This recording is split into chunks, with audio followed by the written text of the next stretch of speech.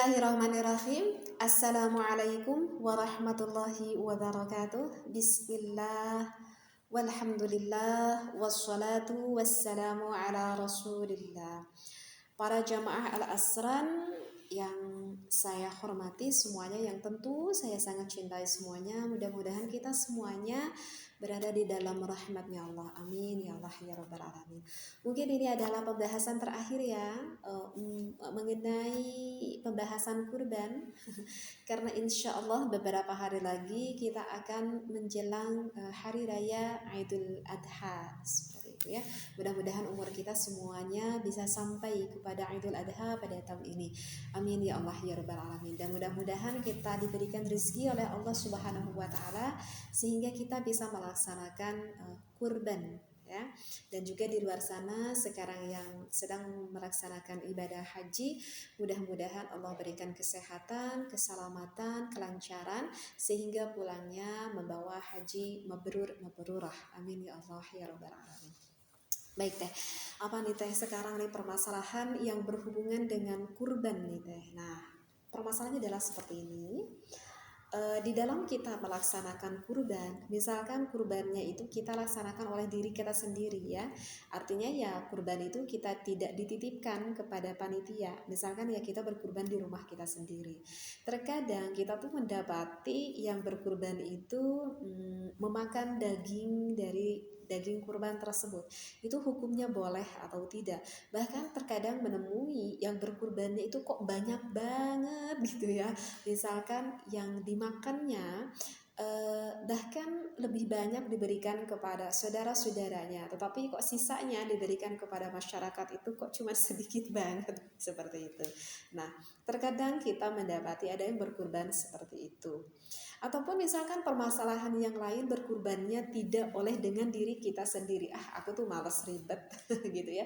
Sehingga ya udah deh aku berikan kurban ini, aku titipkan misalkan ke suatu pesantren misalkan, ataupun ke seorang ustadz misalkan begitu ya, ataupun ke panitia kurban ya, artinya dititipkan lah kepada orang lain. Nah, orang yang dititipkannya itu misalkan menjalankan kurban yang kita titipkan, tetapi kok setelah dilihat kok daging kurbannya itu diberikan kepada masyarakatnya kok sedikit banget gitu, tetapi kok kebanyakan diambil oleh keluarganya seperti itu, sedangkan itu adalah daging kurban titipan dari kita seperti itu. Nah itu gimana nih teh hukumnya teh? Nah itu mungkin ya sekarang yang ingin dibahas lebih lanjut. Maka ketika dicari-cari, saya akan padupadankan bahkan langsung dengan 3 referensi kitab ya, dengan 3 referensi kitab. Saya sudah siapkan 3 referensi kitabnya ini. Kalau yang diterangkan di dalam kitab I'anah ini, boleh kita mengambil kurbannya itu misalkan kurbannya itu yang dilakukan oleh diri kita sendiri. Maka saya boleh memakan daging kurban tersebut jika saya berkurbannya itu adalah tidak menjadi hukumnya yang nadar ya. Jika yang hukumnya yang nadar itu tidak boleh memakan daging dari kurban itu sedikit pun. Tetapi kalau misalkan statusnya itu hukumnya masih ke dalam sunnah, maka saya itu boleh memakan daging kurban tersebut seperti itu ya. Dan batasan maksimal yang boleh saya ambil dari daging tersebut itu besar sekali sebetulnya, itu adalah sampai 1/4 dari seluruh bagian daging kurban tersebut, dari seluruh dombanya ya. Jadi dari seluruh dombanya itu 1/4 yang diperbolehkan mengambil seperti itu ya. Tetapi sih kalau kita mau lihat kesempurnaan, kalau kita ingin mendapatkan fadilah yang lebih unggul, kemanfaatan yang lebih banyak buat diri kita sendiri yang melakukan berkurban tersebut, maka itu adalah hanya cukup 1 suap ataupun 2 suap saja ya. Ya artinya ya dagingnya pun ya mungkin ya sedikit sekali, yang sekira-kira 1 kerut berenang ya, 1 potong yang sekira-kira bisa kita memakan 1 suap ataupun 2 suap dari daging tersebut. Nah itu adalah memang keutamaannya itu cuma segitu begitu ya. Nah ini adalah pendapat yang dikatakan oleh Syekh Khatib di dalam kitab I'anatul Talibin. Jadi seperti itu ya. Nah Sekarang saya akan memberikan contoh yang lain. Itu adalah contoh yang memang berkurbannya yang dilakukan oleh saya sendiri. Nah, ini bagaimana sih kalau misalkan aku tuh berkurbannya tetapi aku memberikan amanat kepada orang lain gitu ya. Misalkan aku berkurban tetapi aku berikan kepada orang lain, misalkan kepada panitia kurban atau kepada seorang ustadz yang ada di daerah saya, misalkan ya, oh, tolong dong kurbanin yang milik saya ini, misalkan seperti itu. Maka apakah panitia tersebut itu boleh memakan daging dari saya sendiri yang berkurban tersebut? Itu secara maklumnya sih ya boleh gitu ya. Tapi kalau itu pun ada izin. Tetapi kalau misalkan saya sendiri beramanat kepada orang yang saya titipkan, misalkan saya titipkan kurban saya ini kepada seorang ustadz, tetapi saya memberikan amanat bahwa ustadz ini tidak boleh memakan daging yang ingin saya kurbankan gitu, karena ustadz itu nanti akan saya beri upah dan upahnya ini agak cukup besar. Jadi ustadz ini gak perlulah misalkan memakan daging dari kurban ini misalkan ya, namanya juga fikih kan banyak lauknya seperti itu.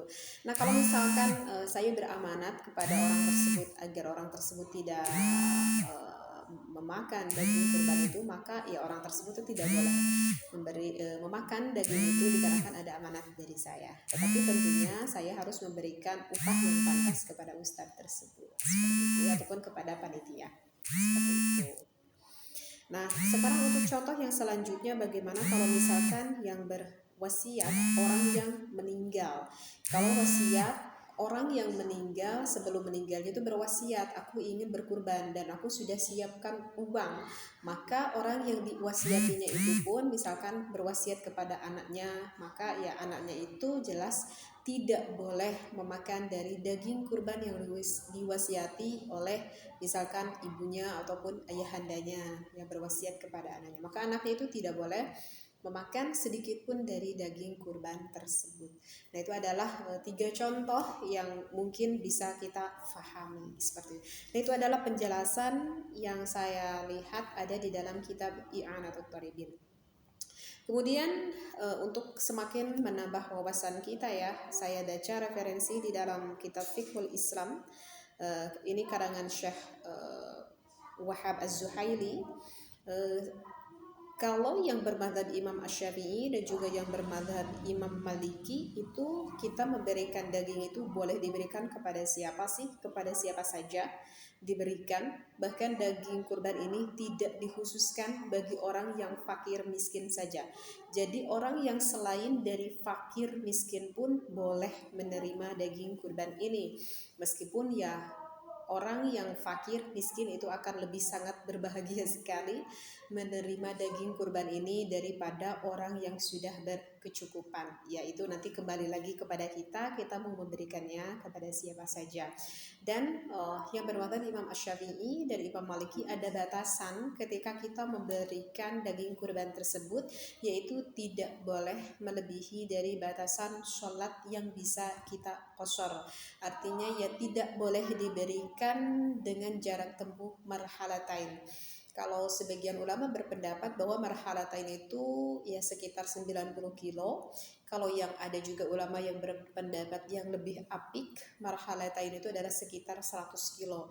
Jadi kalau misalkan karena kebetulan sekarang ada saudara, misalkan saya orang Bandung, saudara saya orang Jawa Timur misalkan, ya udah aku berikan ya kepada saudaraku ini, dan kebetulan sekarang mau ulang misalkan, itu tidak boleh. Atau misalkan kebetulan saya ini sekarang hari raya kurban, aku berkurban dan aku sekarang mau pergi ke rumah saudaraku ke Jawa Timur, aku bawa aja deh daging ini, itu tidak boleh juga seperti itu. Kecuali kalau memang di tempat itu sudah tidak ada sekali orang yang lebih pantas diberikan daging kurban tersebut, seperti itu ya.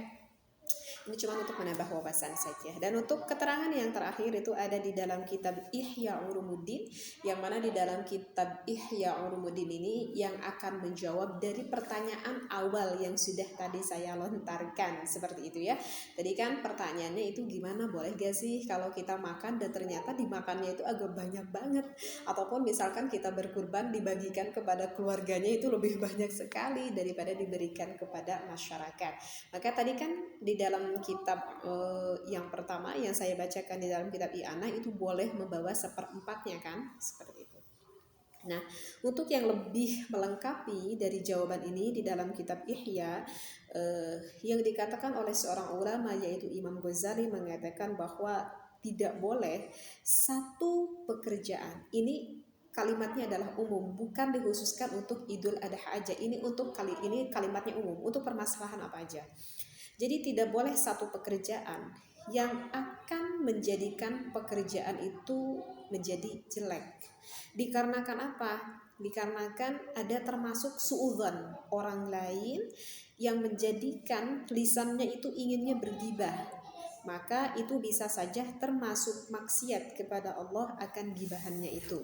Ya, artinya adalah apa nih Teh? Kurang paham nih yang dimaksudkan di dalam kitab Ihya Ulumuddin ini. Sekali lagi di dalam kitab Ihya ini adalah kalimatnya yang bersifat umum, tidak yang bersifat khusus. Tadi kan pertanyaannya adalah ketika orang tersebut berkurban, kok diberikannya kepada tetangga itu cuma sedikit, tetapi yang mendapatkan daging kurban itu yang lebih banyak itu adalah saudara-saudaranya. Seperti itu.